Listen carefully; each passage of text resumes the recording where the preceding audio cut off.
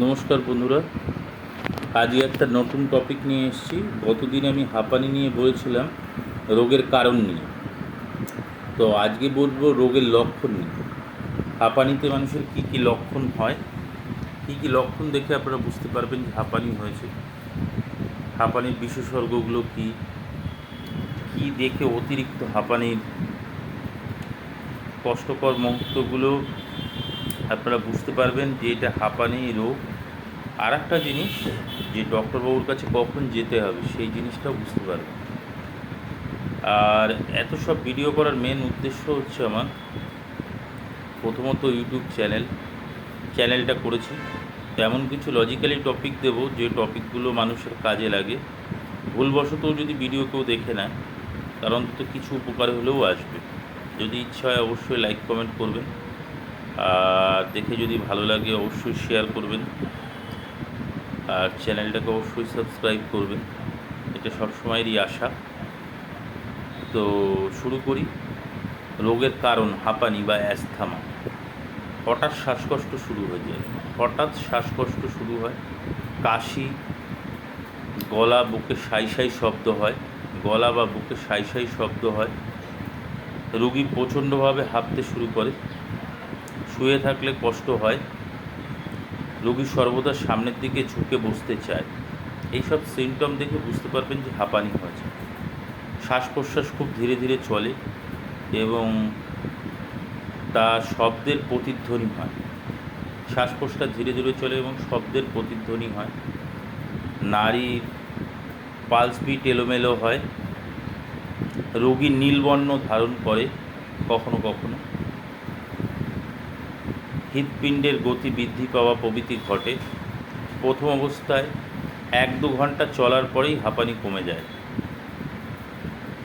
যদি এই রোগ পুরনো হয় তা ঘন ঘন হতে থাকে ও দীর্ঘক্ষণ চলতে থাকে। একটানা হাঁপানি চলতে থাকলে তাকে স্ট্যাটাস অ্যাস্থমিকাস বলে। ক্রনিক হয়ে গেলে সবসময় কম বেশি হাঁপানি চলতেই থাকে। হাঁপানি রোগীর বৃদ্ধি ব্যাহত হয় না। এদের বুকের খাঁচা চ্যাপ্টা আকৃতির হয়। এবার আনুষঙ্গিক ট্রিটমেন্টেও আসবো। কিছু আনুষঙ্গিক ম্যাটার আছে যেগুলো করলে আপনারা হাঁপানির থেকে নিষ্কৃতিও ঘরে বসে অনেকটা রিলিফ পেতে পারেন। তো সেই ম্যাটারটাও আসবো।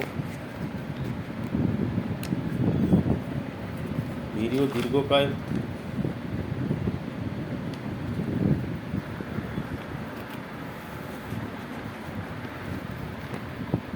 আনুষঙ্গিক চিকিৎসা। আক্রমণের প্রথম অবস্থায় জটিলতা প্রকাশ পেলে তাকে অবশ্যই হাসপাতালে বা নার্সিংহোমে পাঠাতে হয়। প্রয়োজনে দ্রুত অক্সিজেন আইভি ফ্লুইড বা ডেক্সট্রোজ 5% বা আইভি অন্য ইঞ্জেকশন পুশ করতে হবে। যদি বাড়াবাড়ি হয়ে যায় তখন হসপিটালাইজ তো অবশ্যই করতে হবে। হাঁপানি রোগীর চিকিৎসা বাড়িতে হলে রোগীকে অবিরাম কেদারা বা অন্য কোনো জায়গায়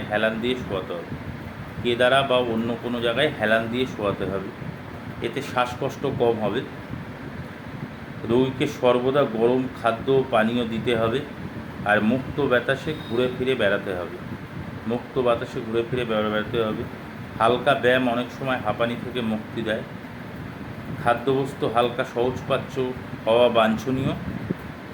মাছ, মাংস, অঙ্গুরিমাল জাতীয় খাদ্য বর্জন করাই ভালো। হাঁপানি রোগে ইসনোফিল বাড়লে তারও চিকিৎসা করাতে হবে। তো বন্ধুরা, হাঁপানির ভিডিওটা কেমন লাগলো অবশ্যই কমেন্ট করে, লাইক করে, সাবস্ক্রাইব করে আমাকে জানাবেন। আর যদি ভালো লাগে অবশ্যই শেয়ার করবেন, তাহলে আমি নতুন আরও ভিডিও বানাবো, আরও আপনাদের কাছে পৌঁছে দেব। তো আজকের মধ্যে এইটুকুই।